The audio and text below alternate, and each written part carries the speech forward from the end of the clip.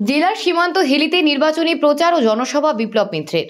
গ্রীষ্মের দাবদাহ সূর্যের প্রখর তাপকে উপেক্ষা করে বালুরঘাট লোকসভা কেন্দ্রে তৃণমূল কংগ্রেসের মনোনীত প্রার্থী তথা রাজ্য ক্রেতা সুরক্ষা দপ্তরের মন্ত্রী ও জেলার ভূমিপুত্র বিপ্লব মিত্র মঙ্গলবার দুপুরে দক্ষিণ দিনাজপুর জেলার ভারত বাংলাদেশ অধ্যুষিত সীমান্ত লাগোয়া হিলিতে তৃণমূল কংগ্রেসের কর্মী সমর্থকদের নিয়ে একটি নির্বাচনী প্রচার ও জনসভা করলেন।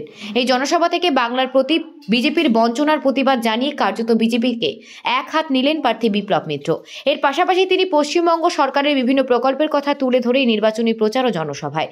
লোকসভা নির্বাচনের প্রচার ও জনসভা দক্ষিণ দিনাজপুর জেলা জুড়ে বিভিন্ন প্রান্তে ইতিমধ্যে শুরু হয়ে গেছে। শাসক ও বিরোধী দল একে অপরকে 1 ইঞ্চিও জমি ছাড়তে নারাজ। তার আগে মঙ্গলবার দুপুরে জেলার ভারত বাংলাদেশ সীমান্ত লাগোয়া হিলিতে লোকসভা নির্বাচনের পূর্বে জেলার ভূমিপুত্র তথা বালুরঘাট লোকসভা কেন্দ্রে তৃণমূল কংগ্রেসের প্রার্থী ও রাজ্যের ক্রেতা সুরক্ষা দপ্তরের মন্ত্রী বিপ্লব মিত্রের নির্বাচনী প্রচার ও জনসভায় এদিন প্রত্যেকের উপস্থিতি ছিল যথেষ্ট লক্ষণীয়। দক্ষিণ দিনাজপুর থেকে জয়দীপ মৈত্রের রিপোর্ট, নিউজ প্রাইম টাইমস।